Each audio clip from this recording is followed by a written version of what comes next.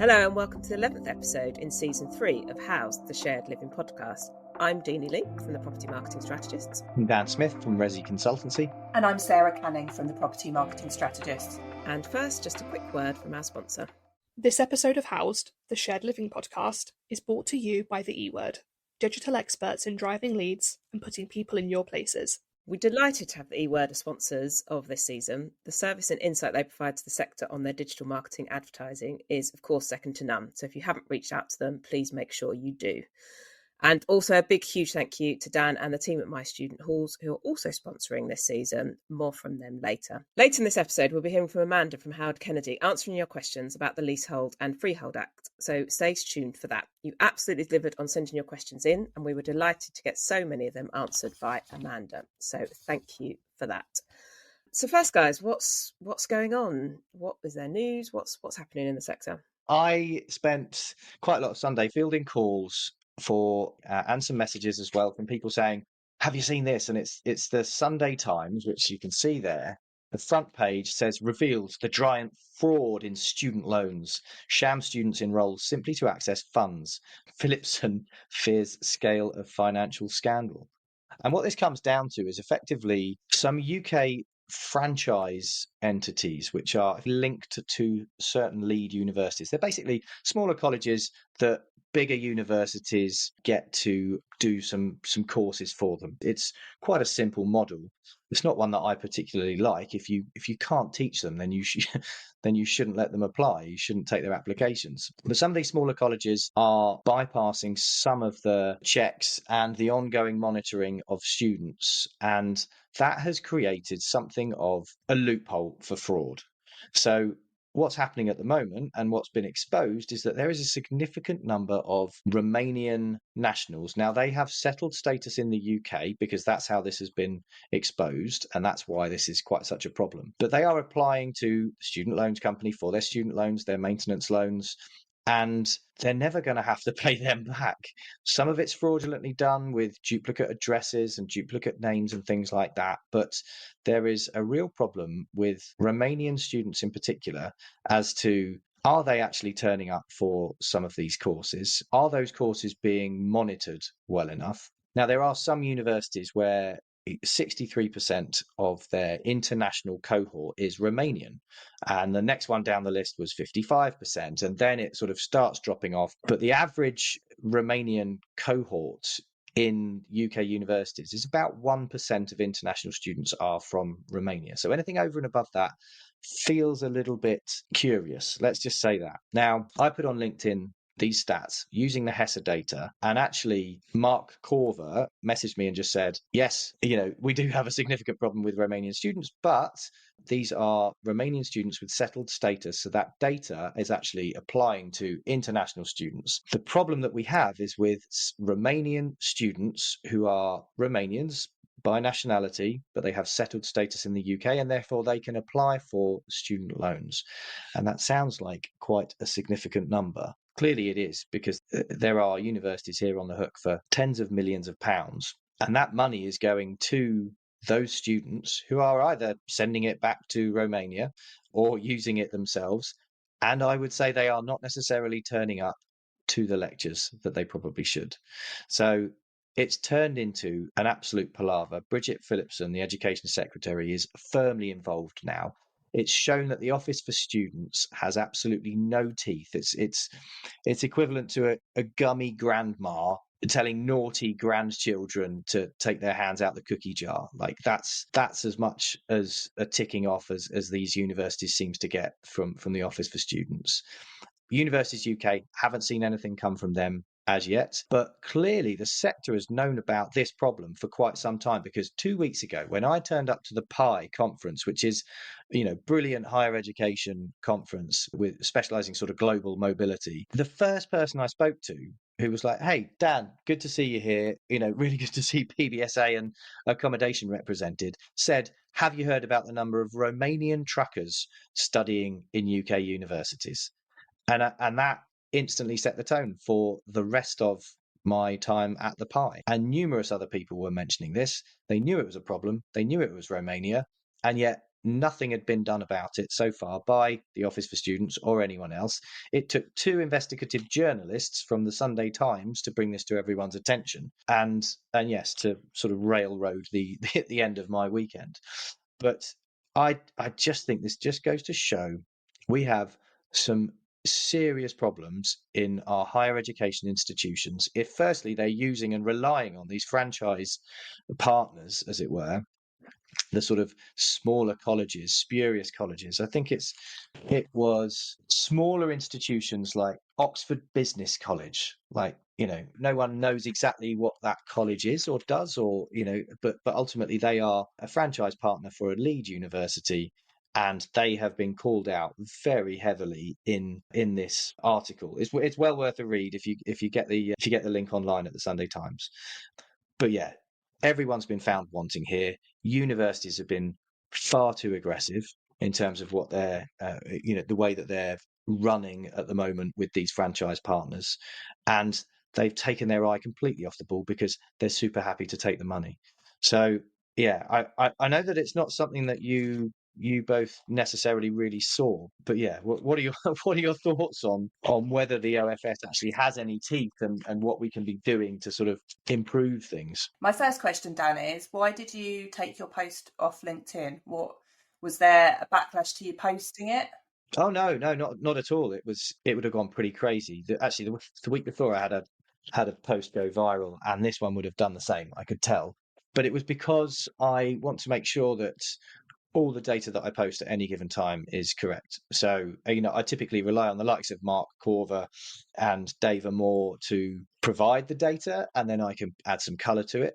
So when Mark sort of messaged and said, yes, we've got a big problem with Romanian students, but actually the students in your data are actually international students and therefore don't benefit from the student loan, that's when I thought, yeah, that will end up looking misleading. It could catch a few universities in there that don't necessarily have a major problem with this. So that's why I pulled it. And I guess and I haven't read the article and I haven't delved into this yet at all, but where is the fault? Is there a fault with the system that people have been able to do this? Is it just really good, well hidden fraud?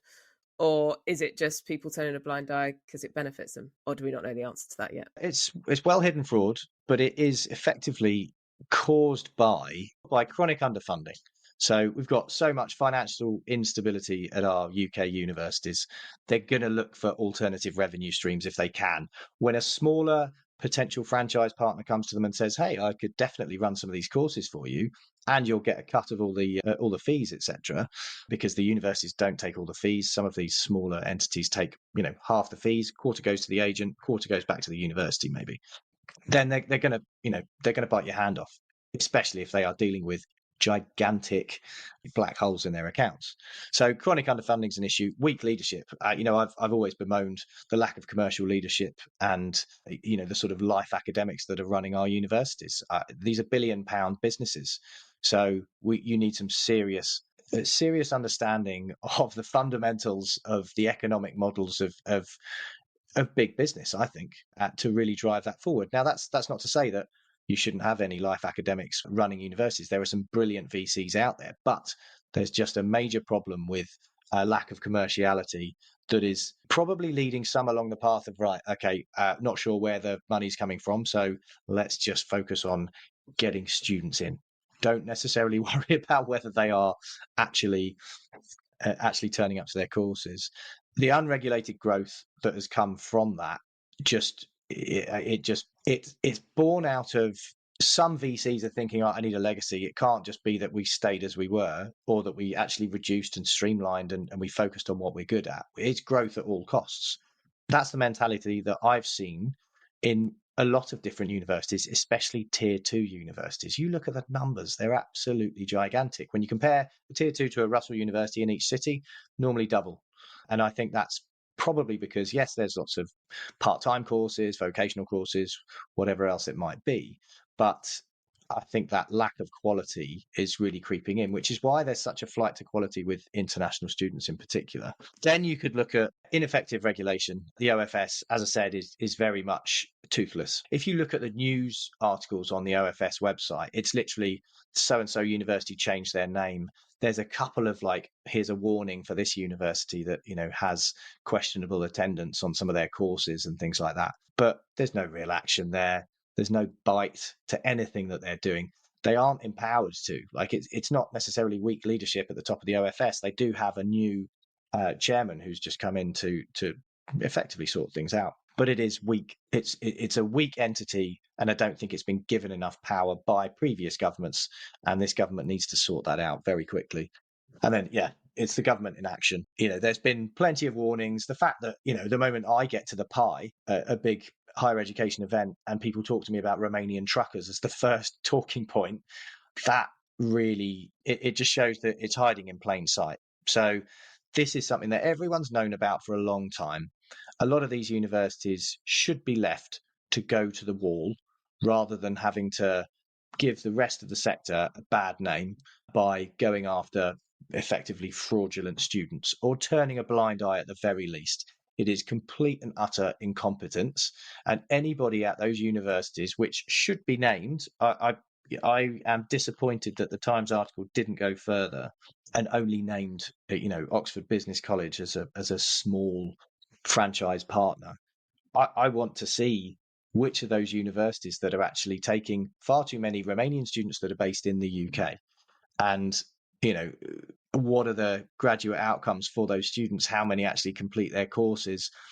This is where I'm just so frustrated with all of the data that we have in the sector across. I think PBSA and BTR and the living sectors have really got their act together. Data's getting there.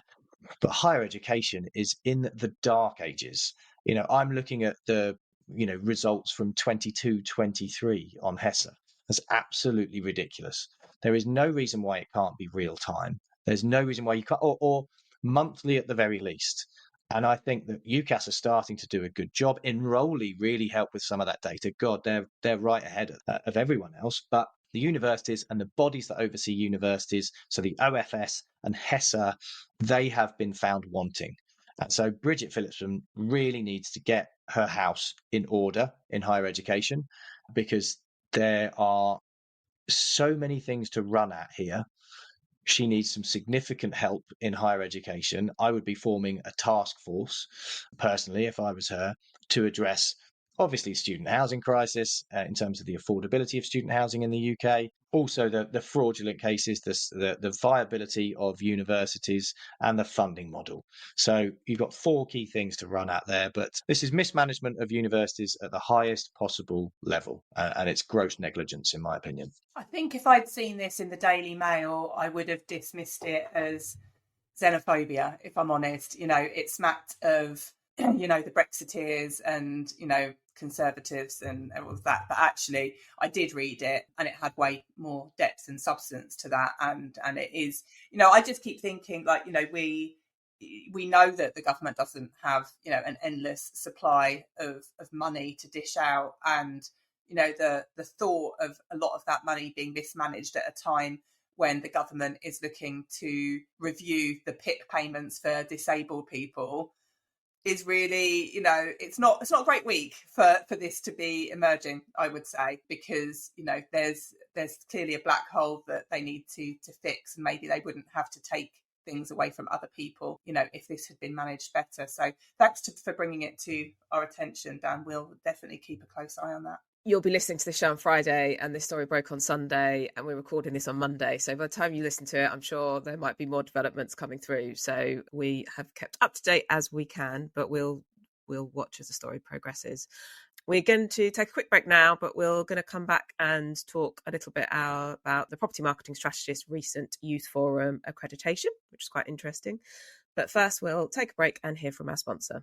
Season 3 of Housed, sponsored by mystudenthalls.com. Let's find your place. Thanks again so much to My Student Halls for supporting us for a second season. We are so happy that the lovely listeners of House are getting their properties listed where it matters. Now, back to our chat. So, Sarah, I think a couple of weeks ago, released a new youth forum on accreditation. Quite interesting. What did we find? Well, it was interesting because while we were talking about asking students about accreditation and sharing our findings, we were talking to operators, and the general consensus was students don't care about accreditation. Like, why you bother asking them? And that wasn't the case at all. They do care about it, but they don't know about it because nobody's telling them about it. So we saw this in our mystery shopping program as well, that people aren't telling them. And we just felt like the time was right to talk about this because with the Renters' Rights Bill coming into play, obviously, if you want to be exempt under PBSA, as we heard last week from Holly, from Howard Kennedy, you have to be accredited. So therefore, being accredited is going to be a differentiator. So it's really important to talk about it. So we asked students lots of questions about whether they looked for properties that were accredited, what they care about, what they think should be part of accreditation, and kind of what sort of quality marks do they recognise. So one of the key findings was 61% of students didn't check whether their accommodation was accredited before they booked. But in hindsight, over half said it was important in their decision making. I found it really interesting. So yesterday I saw that Verve Life have launched a new website. So I had a look on it and I was so pleased that accreditation is like front and centre of their website. So, and we don't see it in PBSA. It's usually buried in the FAQs. It's almost like it has to be there for SEO purposes. You know, the word ANOC, let's put that somewhere just so that we can tick the box. But actually on Verve Life's website, they've got a section on the homepage that says a trusted approach to deposits and protection. And it says, your trust matters to us. We're committed to giving you peace of mind, which is why we're members of the Tenancy Deposit Scheme and My Deposit Scotland. Protecting your deposits and accredited by reputable industry bodies such as ALA ensures your stay meets the highest professional standards. And I just thought, like, that says it all. That is such a brilliant condensed way of saying it. And we're not seeing... I then went down a bit of a rabbit hole of looking at other BTR and co-living operators' websites to see if they were doing the same, and they're not. So it's not just a PBSA thing. So yeah, well done Verve Life for kind of exemplifying this. And actually, due to the research that we did, and because we partner with Student Crowd, they are building some functionality into their search function about accreditation. And we also had Unipol involved as well, and they're going to be doing more on marketing as well. So Deanie, what was your kind of highlight sort of standout stat that you learned from it? I think ultimately what was really interesting was around that students obviously really value accreditation, that sense of trust. They're not looking for it because they're not told to look for it, and it's not in their visibility line, so they're not. So there's an assumption there that things are accredited just because they're student accommodation. But actually, when you delve deeper, they're actually really wanting to know that it's accredited, wanting to know what that means. And I think overwhelmingly, that's what we learned from going through this process is actually we need to talk about it more. I think, like you just said, it's just we need to make sure we're communicating it because it adds real value to young people. It adds real value to parents. And I think actually on our youth forum, we were very pleased that one of the respondents did say, oh, my parents told me that it had to be ANOC accredited. So there is awareness out there. It isn't just people in the sector, and that is great to see. But we need everyone to know about it, really. We need everyone to know what there is. And I think ultimately it is the detail that is missing, because I think when we spoke to students, a lot of them just felt that accreditation was it's done its gas safety check, it's got electricity certificate. But obviously what the ANOC accreditation gives is far greater and far more beneficial to students than just those safety measures. And I think it's that level of detail that we're not getting through. Yeah, and I think what we sort of feel is we know how important it is to operators to be accredited, and it's hard work and there's a lot involved in it, a lot of admin, a lot of time, and they have to stay accredited as well, otherwise they lose their PBSA status under the Renters' Rights Bill. So it's becoming even more important. So if you're going to all that bother, then why don't you tell your customers that you've done it and what it means, and also train your staff, what do they understand it to be? Because, maybe you've got a maintenance person or a part-time CSA or something who hears the words ANOC and Unipol and accreditation, but if they don't understand what it is, then they can't communicate it when they're doing viewings and when they're talking to customers. The same as the marketing team. Do the marketing team understand what it is? Because if they did, then they could put a brilliant page on the website like Verve Life has done. But instead, it's very much buried. So yeah, so that's, I think that was our main, takeaway from it, is students do care, parents do care. You're not going to do yourself any favours if you're not telling anyone about it. And if you're telling someone about it and your competitor next door is not, then you've definitely got the competitive advantage on it. Yeah, and I think the other thing that we found, which I think was most striking, was around that there is a financial value attached to this, and 71% of our respondents did say they would pay a higher price for something that was accredited over something that isn't. So there is actual value in going through those processes, talking about that accreditation, and making sure people know about it, because they want to be safe and secure and know they've got those protections in place and they're willing to pay for that. We've just had a quick look at the Verve Life website. Firstly, it looks great. But yeah, I think more operators need to be showcasing ANUC in particular, but also, the other certifications that they've got, because it's tough out there. It is a competitive market. We're looking at marginal gains here. Most students want reassurance that they're not going to lose their money and that they're going to be somewhere reputable. So that's why student crowd's taken off in such a big way, because everybody is looking for that sort of, that review culture. And I think that that's where, the likes of ANUC and any other, primarily ANUC. Look, let's be really clear about this. For PBSA in particular, now they've got a captive market at the moment because everybody knows they need to sign up to ANUC because of the Renters' Rights Bill. So great. But if I was at ANUC, I think I would be going out to education agents, universities worldwide, and just saying, hey, this is the standard to look for. Make sure that your students are asking for this. But then, like I said, you basically PBSA has to sign up to it anyway. So I'm not sure they necessarily need to do that. But there needs to be a bit of an education piece on how to talk about it, why it matters. And I think, the forum that you've just done is a really good example of the fact that there are a lot of operators missing a trick here. So I think there's some work to do in terms of how we talk about certifications, where we put them on the website. It's always just a logo in the footer of a website. Guarantee it. Like, it's very rare that anyone has it on their homepage or anywhere else. And I think it's time that we actually started shouting about some of the compliance and the certification pieces around the sustainability of a building, the quality of the operator.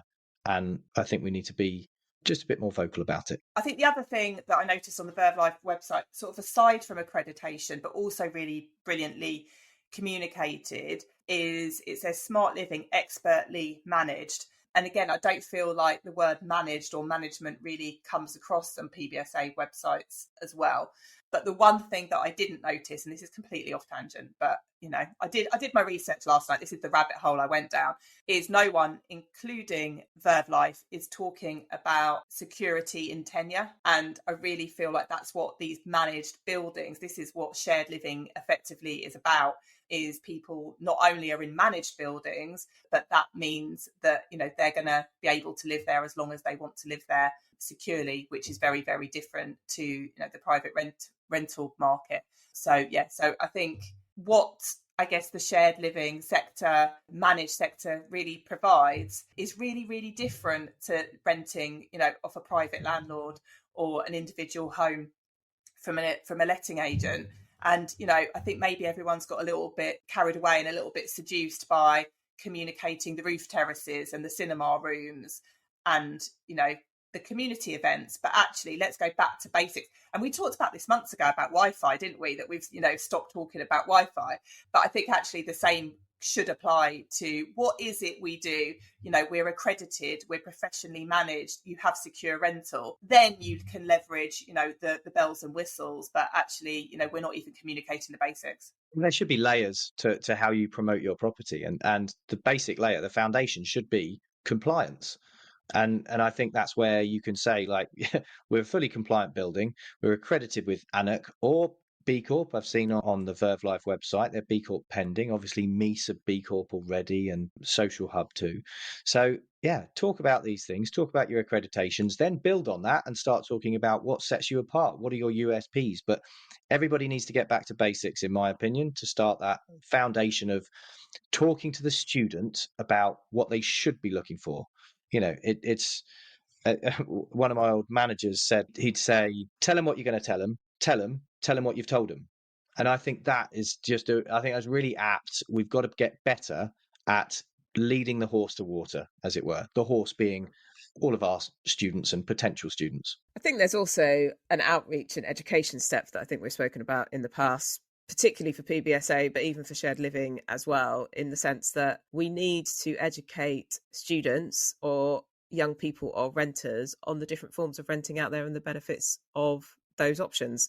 And we don't do that enough. And this came across, we were doing some training last week and we were speaking to some of those people about this exactly thing, is that we don't educate people before they move out of home about what their options are, about going to live somewhere else and what that process is and what that means. And I think as a sector, we need to do more of that, which comes into accreditation, is that if you go to university and you want to live in safe and secure accommodation, you need to look out for these codes. And these are the types of places that would be registered under this code. We need a bit more of that, really. Yeah, 64% of our respondents in our survey looked for properties endorsed by their university when researching accommodation. So on that basis, it's really, really vital, I think, that universities are very, very clearly communicating what accreditation is, and if they are endorsing a particular platform, that platform is highlighting which properties are and aren't accredited. I think universities do a terrible job at this.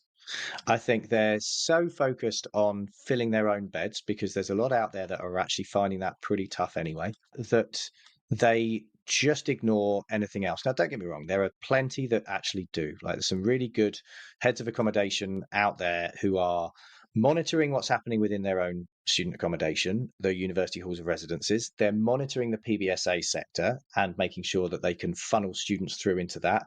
And then you've got the HMO sector as well, that they can kind of coordinate a response to. They might have some kind of letting agency that is part of either the university or potentially the students' union, but it's all over the place. It's a real scattergun approach. There's no consistency.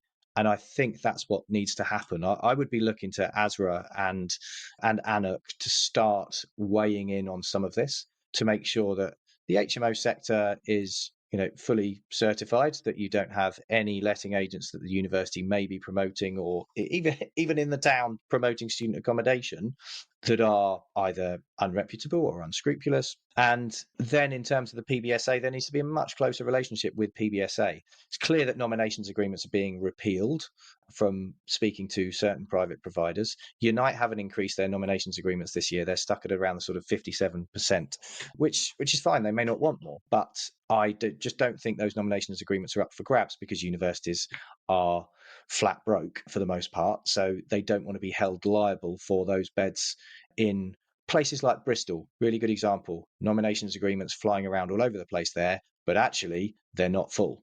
And so that is a significant problem. So, there are three approaches there with the university halls, the HMO and the PBSA sector, that there's no consistency or continuity to approaches from university to university.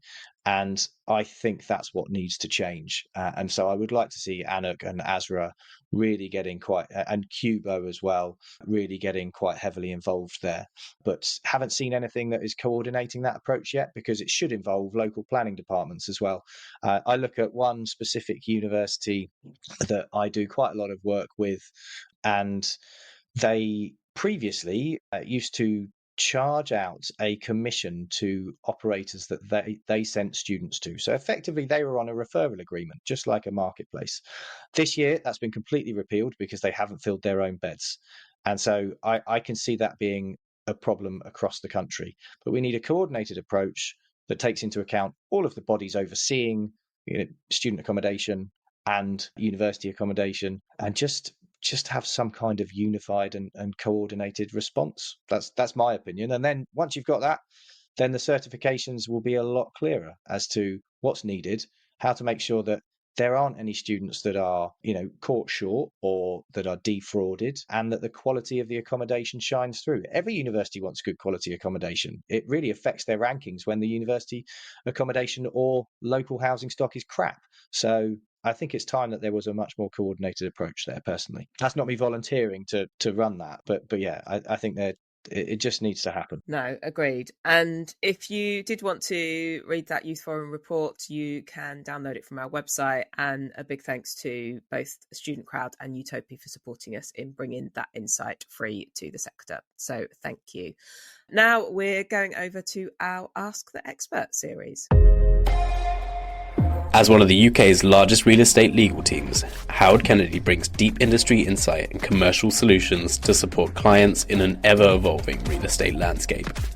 We deliver tailored solutions that help our clients realise their goals, working in close collaboration to navigate every stage of the property lifecycle. Hello, I'm here with Amanda McNeil from Howard Kennedy, who is our expert today on the Leasehold and Freehold Act. So welcome, Amanda. It's great to have you here. Thank you for having me. So I guess we have been chatting about the Leasehold and Freehold Act, and to be honest, it's not really getting much news coverage. We probably don't know as much about it as maybe we should do. So I think it would be really great if you could just tell us the main features of the Act and why it's happening. So it's interesting that it's not getting much coverage because it actually marks a really significant step in the ongoing reform of leasehold and freehold property.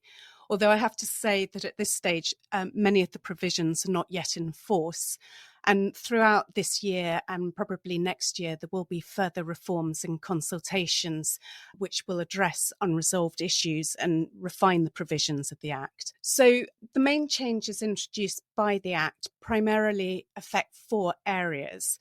That's leasehold extension of flats and acquiring the freehold of houses which are held on leases. Then collective enfranchisement. Collective enfranchisement is where the leaseholders in a block of flats act together collectively to acquire the freehold.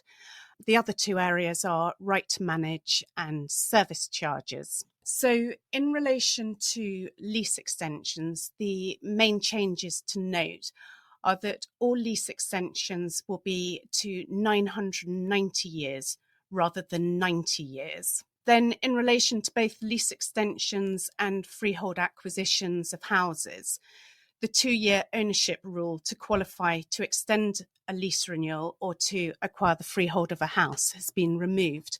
Now that provision, the abolition of that 2-year ownership rule, has already come into force. It came into force on the 31st of January. So the whole point of this is that as a lease diminishes in length, the premium payable to extend it increases. And previously, a homeowner would have to wait until they had owned the property for 2 years before they could initiate the lease extension process. And during that 2 years, so the lease would get shorter, so the premium payable would become more expensive. So now, as soon as someone has bought the lease of their flat or the lease of their house, and they've become the registered legal owner, they can start the process. Another change in the lease extension and enfranchisement arena is that previously a leaseholder would have to pay their landlord's legal and valuation costs in relation to the process. And that's now going to be abolished, apart from in low value claims. Perhaps the one aspect of the amendments brought in by the Act that has been talked about is in relation to valuation and the abolition of marriage value. So the current method of valuation does not always reflect the true value of the property. And the Act is looking to create a more transparent and fairer valuation method, creating a standard method. So this includes the abolition of marriage value, which is a component for determining the premium payable when the lease falls below 80 years. Additionally, ground rent will be capped at 0.1% of the property's freehold value for the purpose of calculating the cost of extending the new lease. And the government's going to prescribe the deferment and capitalisation rates to be used for calculating the premium. We don't know yet how this is going to be done, although the government has said that they will be setting it at market rents to be reviewed every 5 to 10 years. Then moving on to collective enfranchisement, if the leaseholders of a block of flats want to act together to acquire the freehold, and the building is a mixed-use building, that's one where there's both residential and commercial parts. One of the qualifying criteria for what is called the collective enfranchisement is that not more than 25% of the internal floor areas is commercial. So the Act will increase the commercial element to 50% of the internal floor area, meaning that there will be a huge number of buildings that previously didn't qualify, which now qualify. Then moving on to right to manage. Now, these provisions have already come into force. They came into force at the beginning of this month. Right to manage will now be available in mixed-use premises when the internal floor area used for non-residential purposes does not exceed 50% of the building's total internal floor area, excluding common parts. Previously, the limit was 25%. So again, this is a significant change which will result in a huge number of buildings now falling within the scope of right to manage. The other change in the right to manage arena is that previously the right to manage company and its members would be liable for the landlord's costs incurred as a consequence of service of the claim notice. Now, with the amendments, the starting point is that the RTM company won't be liable for any costs incurred by the landlord. And then finally, in the service charge arena, service charges will become more regulated. Demands for payment must be in a specific form containing specific information and be given to tenants in a specific manner. And failure to comply will render provisions in a lease regarding late payment or non-payment service charge of no effect. Other changes are that landlords must give tenants within 6 months of the end of the service charge year a statement of account in a specified form and a written report. Tenants will have a right to require information regarding service charges which the landlord will be obliged to provide within a specified time, and certain insurance costs connected with arranging or managing insurance will be prohibited from inclusion in a variable service charge. But perhaps the most significant change is that landlords' litigation costs will not be regarded as relevant costs when demanding or determining the amount of variable service charge or administration charges. Wow. That is a lot to unpack, Amanda. Thank you for that. I think, I've been writing lots of notes down there of things that I was unaware of, which, being a host of this podcast, I probably should bear. So thank you. And I do have a lot of questions, which I think we'd love to come back to, because we've got you coming back in a couple of weeks' time. So I'm going to go and digest all that information you gave us, and then we'll come back with some brilliant questions next time. Thank you. Thank you to the E-Word for being our headline sponsor for the season. Your support is hugely appreciated. And of course, thank you to our friends at My Student Halls for joining us as a sponsor once again. Please subscribe to House so you get the brand new episode every Friday. And if you could leave us a rating and a review, that would be fantastic. We love getting them via WhatsApp and email, but if you could rate and review us on your chosen podcast channel, that would be even more brilliant. Join us next week for another packed episode, including more legal answers from our experts at Howard Kennedy. Thank you very much, and we will see you again next week.